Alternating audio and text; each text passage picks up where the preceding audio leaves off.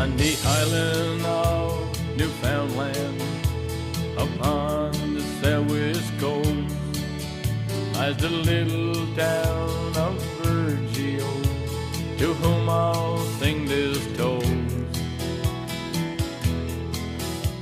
There are so many highlands that lie just off her shore, and when the cold north wind blows, you can hear the billows roar. The people from the village make their living from the sea. They like their independence, it shows that they are free. Some fish in their small boats in the wind, the rain and sleet, while others make their living on the offshore trawler fleet. They've known their share of tragedies down through the years, and when the memories overcome, they show their grief with tears. For they have lost some loved ones to the furies of the seas, for heartaches and heartbreaks are locked in memories. This village has got beauty carved on its rugged shore. 7 miles of pure white sand, who could ask for more? The mountains and the valleys where the rivers run so fast, and the salmon rise to the sportsman's fly as he makes another cast. Tell the people of this village love their native home, for anyone who goes away oh surely will return. Just like that lifelong mystery, the answer you won't know. What makes this rugged village burn so deeply in your soul? What makes this rugged village burn so deeply in your soul? Good evening, and welcome to This Week in Review. Tonight in our stories we have Terry Fox Run, School's Curriculum Night, our new PC candidate, Town Council Report. Please stay tuned for these stories after this. Try Your Luck and Play TV Bingo, sponsored by the Snack Program. Cards are 6 for $5 and can be bought from volunteers of the Snack Program, students of Virgil Academy, or in most stores around town. On Sunday was the annual Terry Fox Run, which began at the community center. 64 people registered. Ruth Tucker welcomed everyone to the walk. Throughout his journey, when he left St. John's all the way up until got to the game, that's the van that was with them. And this van has been relocated and it's all refurbished by, I think it was Ford Motor Company. And it's ready, it's running again now, and it's just the same as it was when Terry was using it. So it's a big part of the Terry Fox work again now to use for that. And what I'm thinking about the van, Mr. Davis, he's here, he's running for the Conservatives, it tells me, but he's going to run for Terry Fox today. But anyway, he's our Conservative hopeful for Brandon Bureau, St. Georgia. And there's a little bit of a story linked to the Terry Fox one, actually. His brother is a doctor. Now, if this isn't wrong, you tell me, because his brother is a doctor, and when Terry got sick up in Thunder Bay, his brother was the doctor who actually helped him get out of the van. So there's a little bit of connection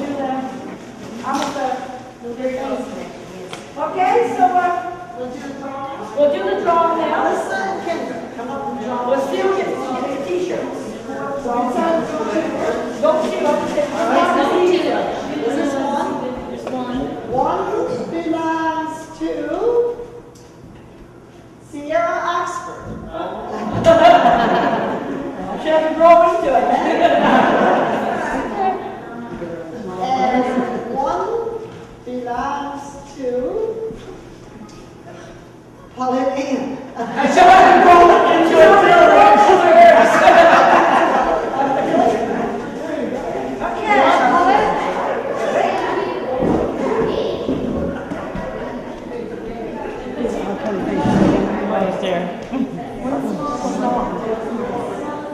Despite major advances in cancer treatment, cancer continues to touch many of us personally.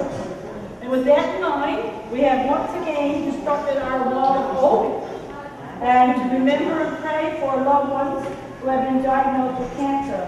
I now ask you to bow your head and we'll pray. O Lord, we ask you to bless all who are sick and suffering. We ask you to bestow knowledge and wisdom upon scientists, doctors, and researchers, so that someday cures for all diseases may be found. And today we pray especially for victims of cancer.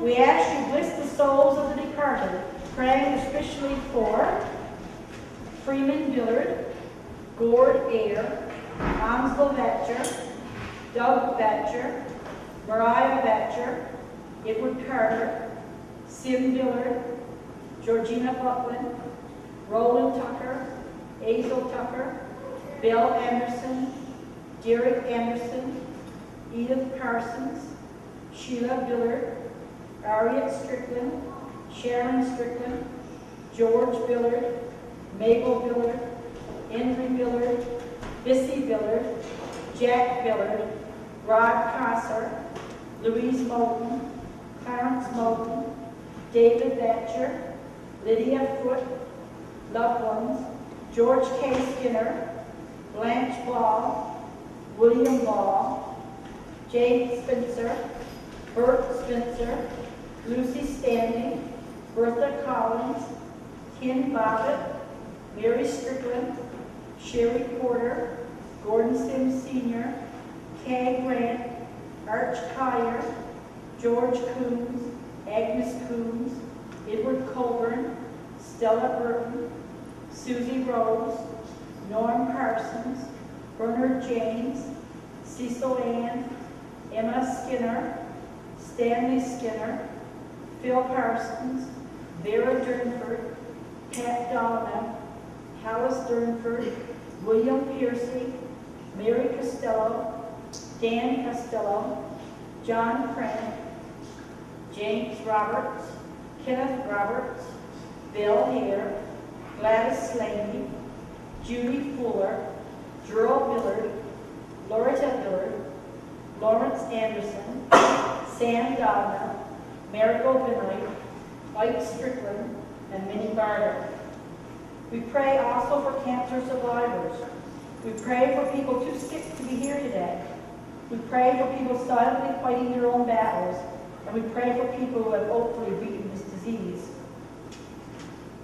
Today we pray for Louise Foote, Marjorie McDonald, Judy Billard, Beverly Foote, Judy Fudge, Mark Han, Lily Ann, George Krant, Elda Krant, Tiffany Sines, Marty Batcher, Gladys Mead, Linda Skinner, Jim Lushman, Queenie Benoit, Edith McDonald, Irene Marsden, Lou Warren, Ada Sims, Hazel James, Julia Ammon, Mary Stone, Mona Billard. And there's another one I know is right after Judy Smith. Judy Smith, I know that for and anybody else we've forgotten, we'll pray for them anyway. Lord, bless all who have been diagnosed with cancer. Give them and their families strength to fight this and all diseases. In your name we pray. Amen. The route today, we're going to go down the road, up Inspiration Road. If you want to, you can go up around Misters. There will be a juice stand up at the park entrance that way. And you can go on across the bridge there if you want. And go on down. There's a juice stand down by the United Church. And then there's another juice stand, continue around the loop, up by the bank. And then you can find out back there. Thank you all for participating and have a good run. People then proceeded with their walk. It went up to Mrs. down the arbor and then back to the community center with juice stands along the way. A total of $1,400 was raised, with the school doing theirs at a later date. Burgeo Academy held its annual curriculum night on Monday. Parents met with their child's teacher to discuss the outline of the courses they are taking. They also got to meet any new teachers that their child might have. Also, Stephanie Strickland, the new CIS coordinator, was also on hand to explain her role in the school. Sandbanks Provincial Park closed for the winter season on September 15th. This year, the campers were down by 5. A total of 1,054 campers had registered. Considering the foggy and damp weather, it was still a very productive camping season. Mrs. Penny had the grade kindergarten 1 class out on Friday to learn about the signs they have seen around the town and traffic rules. Stop, look and listen before we cross the street. Eyes, use your ears, and then use your feet. So is there anything coming? Nope. Can you hear anything? No. Safe trap. Okay, I see a sign right here.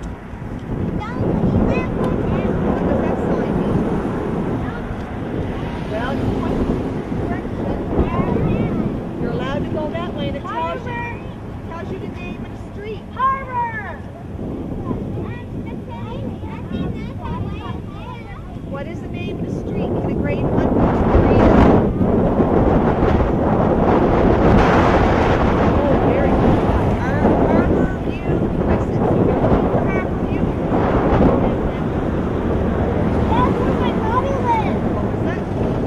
That's where my daddy lives. We'll wave. Let's wave to the camera now because we're going to be moving up along. So let's say hi to everybody on camera. Hi! Let's wave. Wave to the camera. We're going to be on. Also on Friday, a school of porpoises was spotted swimming in the Reach area near the Coast Guard station. I took my camera to have a look and watched as they swim around for a bit.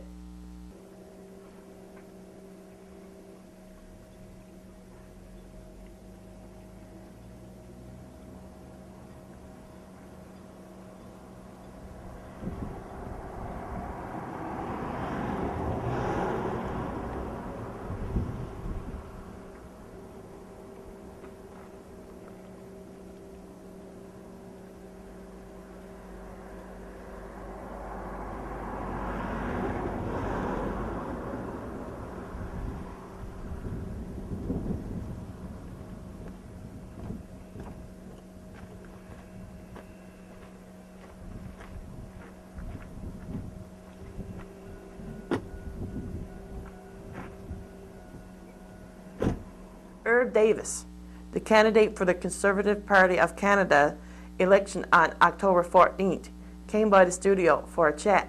Good evening. Tonight in our studio we have Herb Davis. He is the Conservative Party candidate for the federal riding of Random Buren St. George's District in the upcoming election on October the 14th. Good day, sir. Good evening. And welcome to our studio. Well, thank you very much. Your campaign theme, let's all work together. So how are the issues working with you for that? Well, Maxine, let's all work together, I think sums up what I've been able to achieve so far, and I wanted to bring that theme to this election campaign, whether it's federal, provincial, municipal, some local regional development organization, in our province, and in more particular in the riding of Random Buren St. George's. I think so much can be achieved by us working together. By that I mean the elected officials, the public servants, and of course the volunteers, which is an enormous strength and a capacity and part of a community like Burgeo, why Burgeo is as strong as it is today. So let's all work together is what I want to bring to it. Now Maxine, there are a number of both very large in dollar figure and scope projects and issues that have been raised. There are very specific local ones that are very, very close to the communities around Buren and here in Burgeo. But to me, it's let's all work together. One of the major issues that's been brought to my attention for the time I've been home here this summer and now into the fall, Marine Atlantic. An essential service, an absolutely essential service to our entire province and especially here on the southwest coast. I have a very simple objective there. Let's get the service up and let's see what we can do to bring the price down. Now, that might sound very simple, but already to this date, through work, I've been part of a team in Ottawa that has played a role in bringing a new vessel, $108 million, into this service.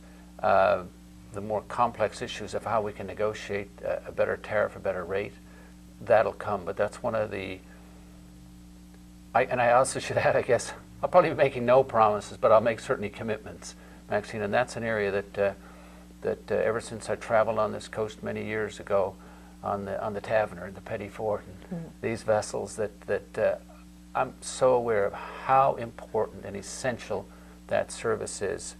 Let me speak to another, again, probably a larger, more general area, and that's our whole ocean marine resource. That's the reason we're here in Burgeo, the reason this beautiful part of our province has been settled. And as I woke up yesterday morning and was down by the land wash, and you could see the beautiful, clear, clean water, and your realization that, yes, we've given that fish resource an awful hard going over the past number of decades, but unquestionably the fish is going to rebound. I've seen in other parts, more specifically down the Fortune Bay side, what aquaculture has done. And I have every confidence that our part of coastline here in Burgeo can play a role in aquaculture development. There is going to be oil and gas development that this community will have a major stake in, I believe, as well. And lastly, I want to speak in a more general area, though, about science and fisheries research. And I think, to me, one of the things I will work very hard towards and work together with others is to see that this gap between fishermen and scientists is closed. You know, we've been out on that ocean for hundreds of years now, and it's time there be a true and absolute direct working together to come up with the answers and solutions and understandings of how that resource will continue to bring abundance, to bring prosperity. And that's an area that's very close to me personally, back as far as when I first used to come on this coast when I was working with the Fishermen's Broadcast and Land and Sea. Another area that has been brought to my attention is the whole area of the seniors who have built the community of Burgeo and have built our province, and to ensure that every single program, aspect of taxation, expenses they have to commit to, any particular program must be accessed.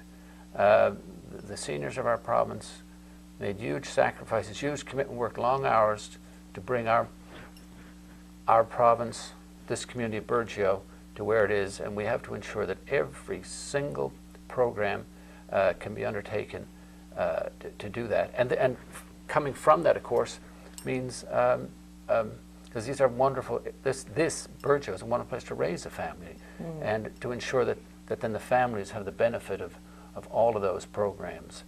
Because there's no question there is a great future here in Burgeo. So that's, let me just for, if I could, for a brief moment, speak to a couple of issues that have been brought to my attention as recently as yesterday by members of your council. One is the whole program that the federal government's involved in, called a marine protected area. Okay. And there's been a big interest, and I think it's a great opportunity for this community. There's a consultation process that's going on now that I'm aware of. We want to ensure that although that activity is an enhancement to this region, that it does in no way hinders the ongoing traditional fishery, the hook and line fishery, and other fisheries that are going in this area, as well as any future undersea development. But I think it's an excellent opportunity for this community, and I want to ensure that the consultations include and ensure absolute valid input from your council. One last point I'd like to speak to, and I think it speaks again to my theme, let's all work together. Everybody here, it doesn't take somebody like me to point it out, that the current situation with the water supply in Burgeo is far lower standard than it need be in this day and age.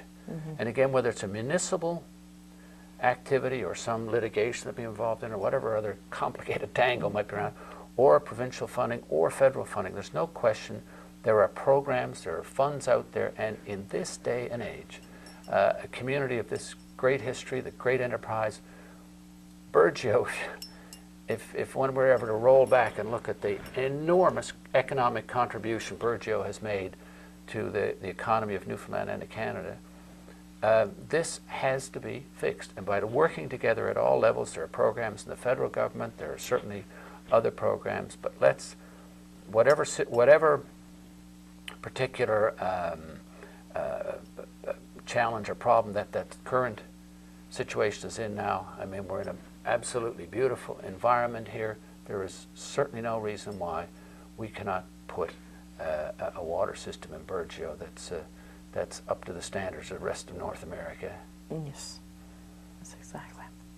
So tell us a little bit about yourself. You're originally from Newfoundland, aren't you? Absolutely, yes. This is where I was born, and I was born in St. John's, but it wasn't too long after that my father, who oversaw the whole program of the fight against tuberculosis and brought the vessel, the Christmas Seal, to Newfoundland. At a very young age, Dad had me on the deck of that vessel, so it gave me the opportunity to be around coastal Newfoundland and in many communities up in the bottom of Fortune Bay, and you name it. I'd been there as a young fellow, and then I guess my connection to this area I worked over on the west side of Fortune Bay for about 5 years. Doing community development work on behalf of Memorial University Extension. And that led me to a career in broadcasting with the Fisherman's Broadcast on radio. And one of the first things I did that time, and I think the record will show it very clearly, I wanted to bring the voices of the South Coast, the Southwest Coast, on that program. And I like to say I achieved that result. And the same thing when I took on Land and Sea. One of the first programs I did, I was on the deck of a vessel, and we were fishing hook and line off of Pass Island. So I wanted to bring those issues, and just go back again. I recall when I worked more in the Conager Peninsula area, I was involved with a group of fishermen from Harbour Breton who wanted to see that their hook and line grounds off Scone Island were protected. So I've always had a pretty close hand and interest in the Southwest Coast, and so when the opportunity came to seek the nomination, which I did, won that nomination, it's truly a great honor to put my name forward to represent this region in the Parliament of Canada. That's good. And right now you're living in Ottawa, are you? Yes, I currently work in, I've been working ever since Lyle Ahern became Minister of Fisheries. I've been working in his office in Ottawa, and that again gave me an opportunity through the work in a minister's office to work on some issues that affected this region of Newfoundland, as I mentioned, the Marine Atlantic issue and other issues that I've had the opportunity to work on. And as well, Maxine, that also has given me a really good insight into Ottawa. We all have got our opinions of Ottawa, and I certainly have, and I'm sure you do as many of our viewers. But again, let's all work together. And I've had some successes in working with a range of government departments in there, how to get things done. And that's what I want to bring to the residents of Burgeo and the residents of Random, Burin, and St. George's in this election. Okay, very good. So is there anything else that you would like to add before we leave tonight? Well, thank you. First of all, thank you for the opportunity. I'm again, very, very honored to offer my name throughout this campaign. People can please get in touch with me if there are issues they want to raise. I look forward to, again, more specifically back to Burgeo. Burgeo has a tremendous history of enterprise, a tremendous history of pulling together, working together, and I look to be pulling that in that same direction with the citizens of Burgeo in this region of Newfoundland. So no, thank you very, very much for inviting me, and look forward to having future meetings with people throughout the community.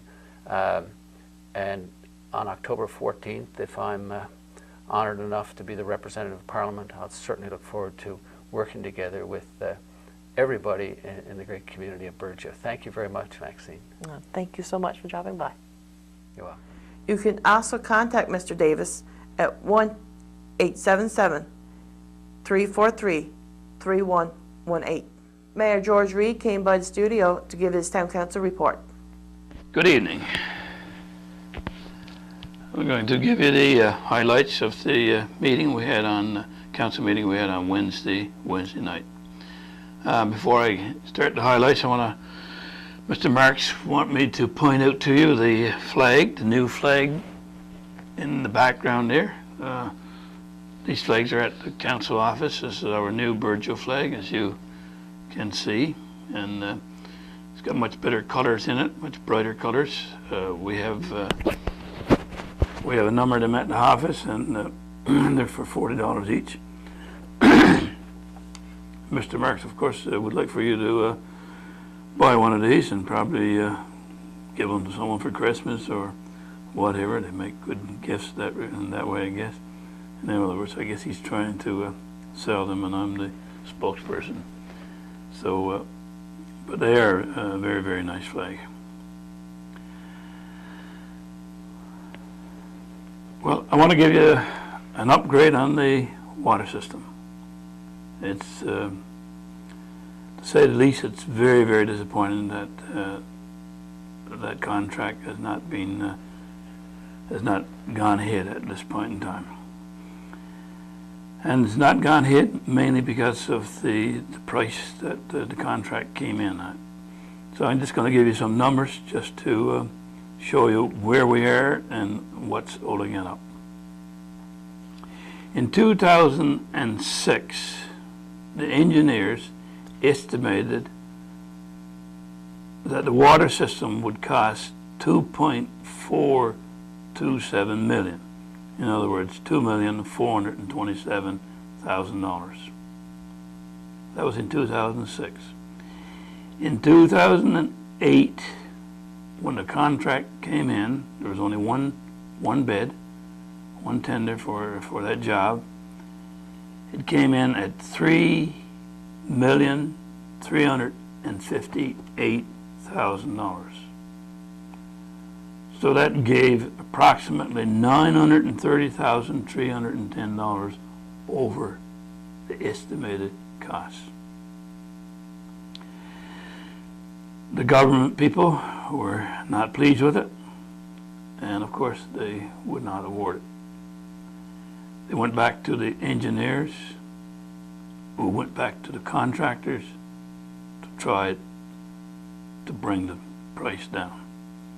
Of course, to try to bring the price down usually means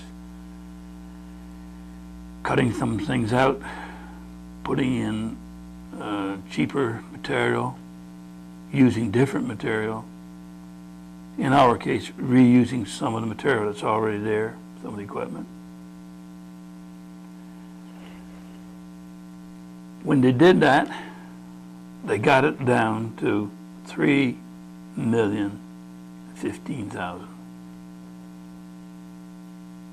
This still represented $588,000 more than it was estimated to be in 2006. Of course, the engineer said that construction costs have went up by about 21.6%. Nevertheless,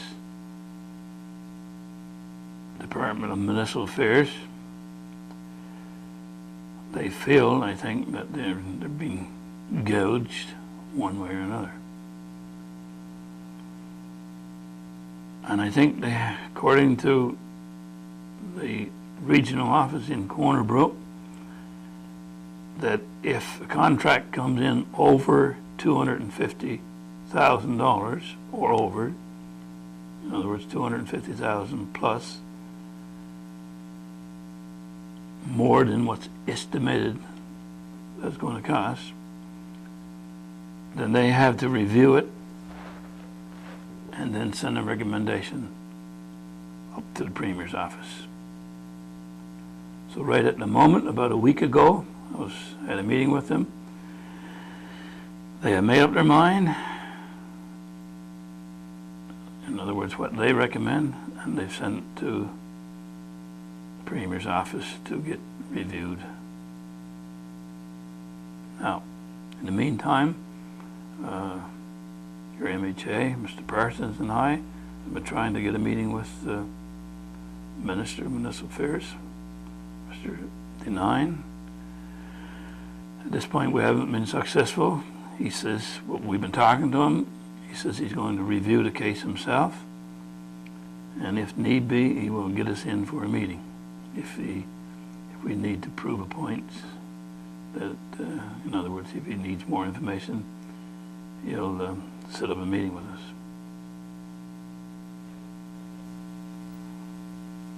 What the conclusion of this is going to be, I really don't know.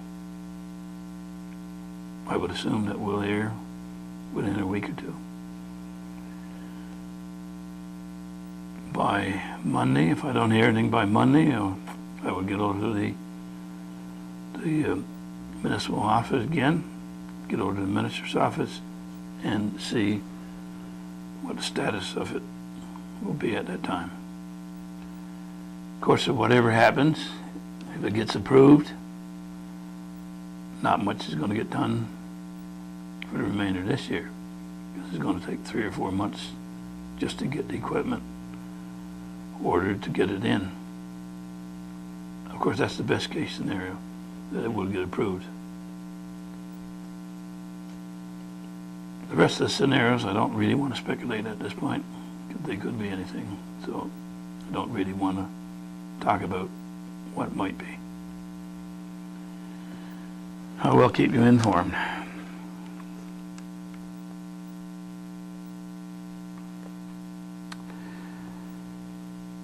The tender for the ecosystem, that is the eco ice system at the arena, that will go to, they'll be ready to go to the municipal office by the end of the week. So hopefully that will be put out on tender very shortly.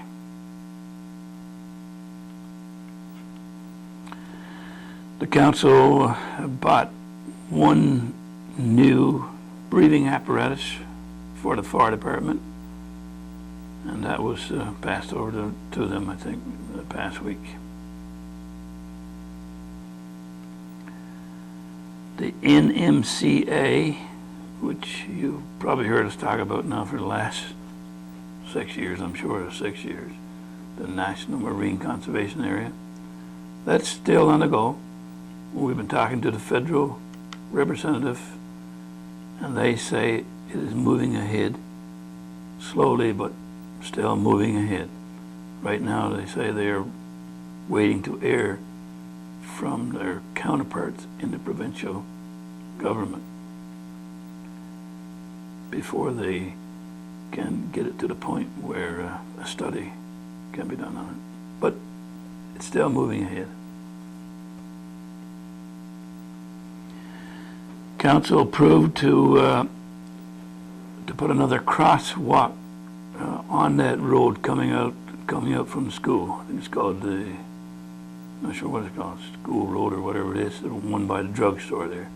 In other words, right now there's a crosswalk there's 2 crosswalks on the main road, and now they're going to put one right at the end of that road so you can go from one side of the road to the other side. In other words, you're supposed to come out there walking on the right where we got the white line to. And when you get out at the end of the road, we're going to put a crosswalk so you can go over to the drugstore on that side. Council looked at the new position that is going to try to get filled. That is, we want an inside-outside worker. We found that there is enough work both inside the building and outside the building. If we could have a person that can go from one area, have the flexibility to go from inside and work at the accounting part of it, the bookwork part of it, and then be able to move outside and go to do the work that has to be done outside. We need a full-time position there. We need a person, of course, as you know. I think our two main workers we have now, Sid and Plate, both of these workers will be retiring probably within the next 4 years. We have to start training someone to learn all the things that these two people know, which is a fair amount of information. So we're going to try to hire a person. Hopefully we'll get the job description posted by early October. Give it a couple, 2 to 3 weeks running date to get the applications in, and hopefully have the person hired in early November.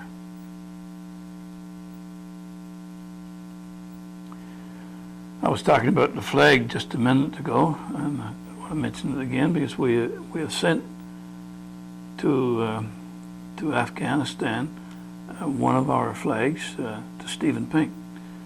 Stephen Pink is over in Afghanistan now, and he thought it would be a good idea to have a Virgil flag over there. And his mom asked for one, so the council supplied one to be sent to Afghanistan. And of course, we're going to be very proud of that, to have our flag flying over there. Of course, we just hope that Steve and anyone else from Virgil, of course, and or the Highland are going to return safe.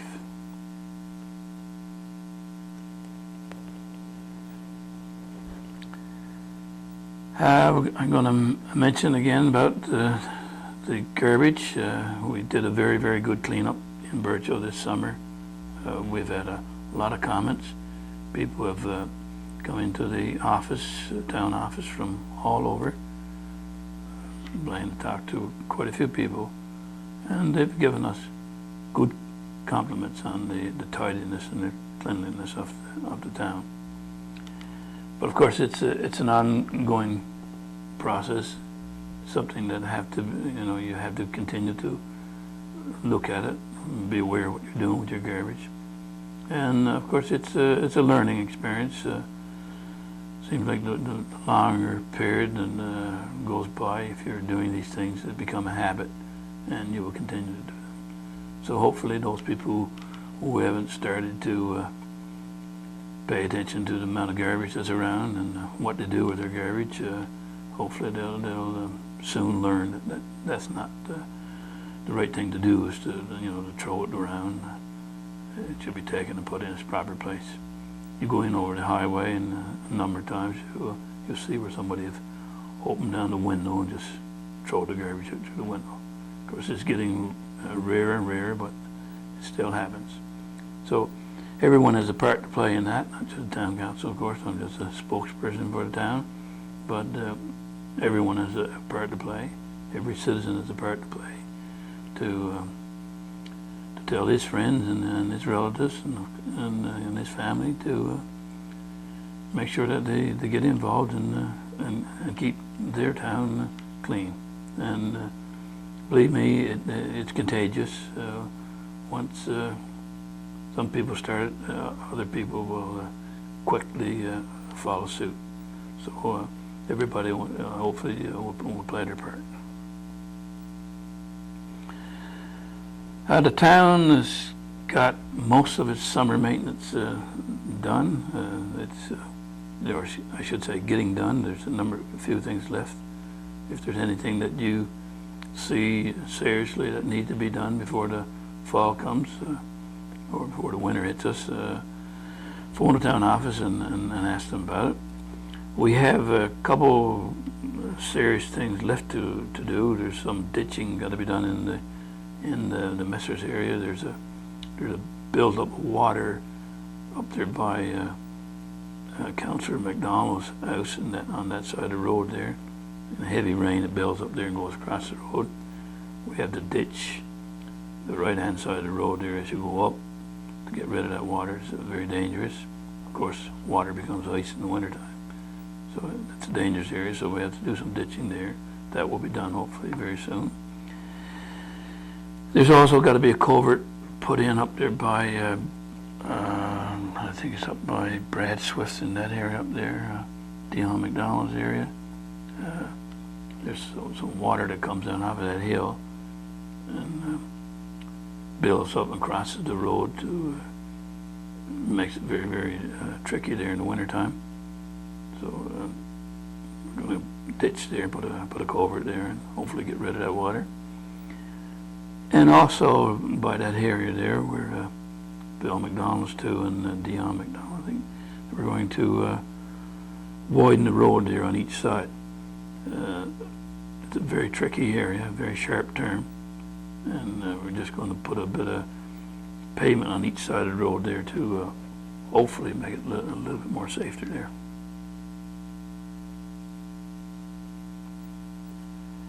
Of course, if you continue to report to council, if you find any leaks that you think is coming from the town water system, we appreciated all the calls that you made, and I think you'd have to say that we've acted on them pretty quickly to get them corrected or to get them repaired. So thanks for your involvement in that, and continue to do your part and report to council.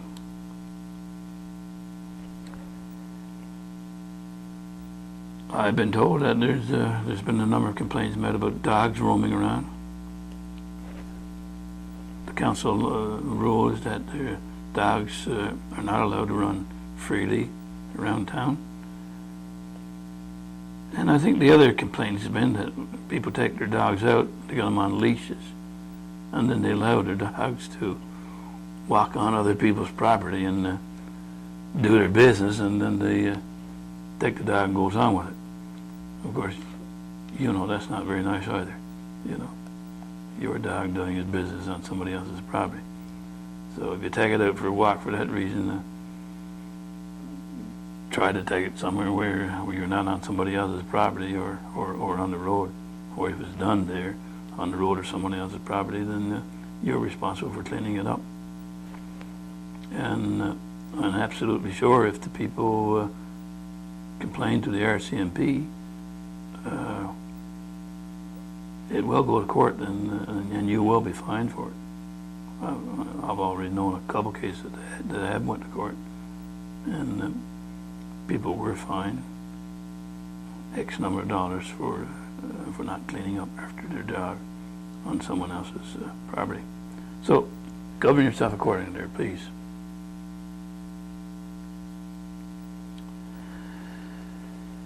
Well, that's it for the council this month. There'll be another meeting on the October the 15th. Thank you, and have a good week. This concludes our program for tonight.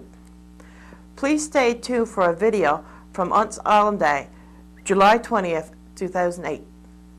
Thank you for watching. Good night.